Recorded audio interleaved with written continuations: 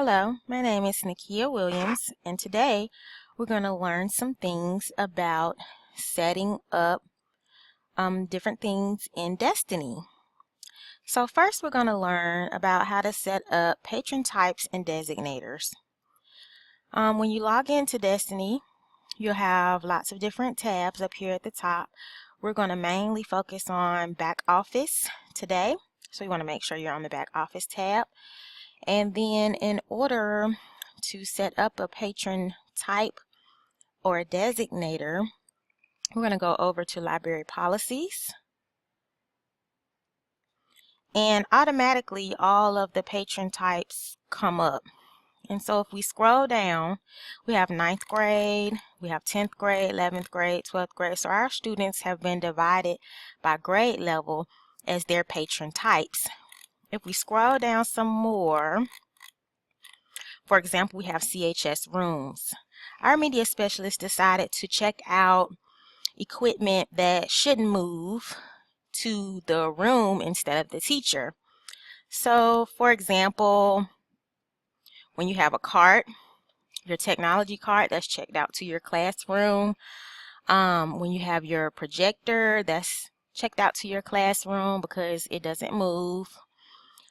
Things like printers, those are checked out to your classroom. So those are some different patron types. If we go back up to the top and we go over here and click on patron type, this is how you can set up a new patron type. So you would put that here. And these are all the different designators. And so it's default for our system that the max number of checkouts is 10. And then you have your fixed date and your ceiling date. Your ceiling date is important. That's when you want to have everything turned back in. The number of holds is 5 as default. And so these are just all of the different designators, and I won't go through all of them. However, it is important to remember that teacher and student patrons will have different settings. And so some of these settings may change depending on what type of patron you're setting up. Also, it's important to remember to block checkouts and renewals if the patron has fines or overdue items. This is a very important thing you want to check so that students don't keep being able to check out things when they have overdue items or they owe fines. The next thing up on the list is creating and importing patron records. So we're going to go back to back office. And then we're going to click on Import Patrons. Here is where you would import a patron. This down here, Import File, is very useful if you wanted to import a whole batch of new patrons, maybe like the 9th grade class coming in or a new class coming in, then you could do so this way. In our district, we don't import patrons individually. It's done at a district level, but here's how you would do it if you were doing it yourself. Now, if we wanted to create a new patron, we will go back to over here on the left, manage patrons, and we will go to new patron. And here's where you would enter all of their information in, their first name, their last name, all of that information that you would need to create a new file. Also, this is where you could assign their number and a password. So over here you would put their number, and their ID number is actually going to be their district ID as well as their barcode number. Those things are the same, at least for our district. And then after you've put in all of the information that you'll need, you press save. At some point, it may be necessary for you to update a patron record. If that's the case, we're going to stay on back office tab and we're going to click on update patrons over here on the left. For example, I may need to do a batch, so I will go here and go ahead and choose barcode list or file. Let's say I would want to update their grade level all at once, so maybe I would do a whole batch of 9th graders who are moving on to the 10th grade. And here is where I would add my list of ID numbers that represent the students. And then I would simply press update down here at the bottom. There are lots of different things that you can update. Maybe their home room, maybe their status, maybe a student left and came back to be a parapro, and so they're no longer a student now, they're a faculty member. You may need to change them and update them in that way. It may be necessary at some point to delete patrons as well. If you want to do that, you of course still be on back office.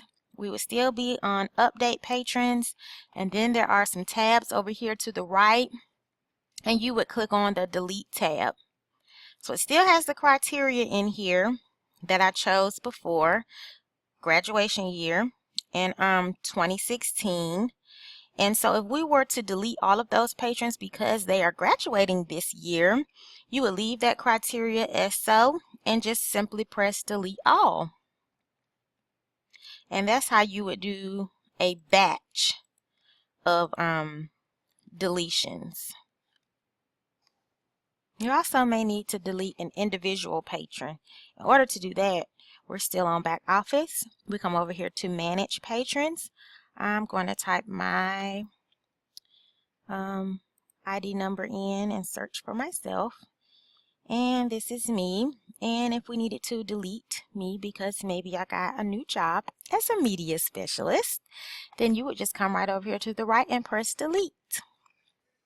The next thing we're going to learn how to do is interlibrary loan. Again, we're going to be on the circulation tab. We're going to come over here to hold/ILL. We are going to find a patron. I'm just going to put myself in. And here I am.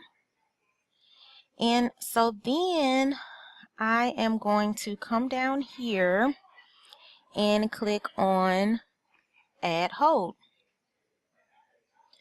Now it prompts me to find the title that I want to hold. So I am going to type "We Beat the Streets." And over here, I'm going to change this to all participating libraries and go. Alright, so it says there are several available off-site. 6 of 7 available off-site. So I'm going to click here. And I want to request this book as soon as possible. And I'm going to click save. And as simple as that, I have in turn borrowed a book from a different library within my district. The last item in this tutorial is how to reserve materials online.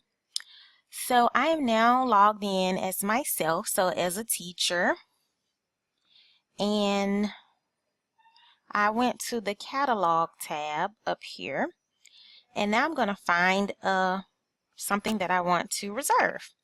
I'm just going to put in "We Beat the Streets." Alright, so we have 2 listings, but only one of them is available. I'm going to click on the one that's available. And to reserve it, I can click hold it here. And you can do that if somebody else checked it out and you want to reserve it. You can put a hold on it. You can also create a list of materials that you would like. And you can do that by adding the material to a list here. I sincerely hope that this tutorial has been useful to you. Until next time,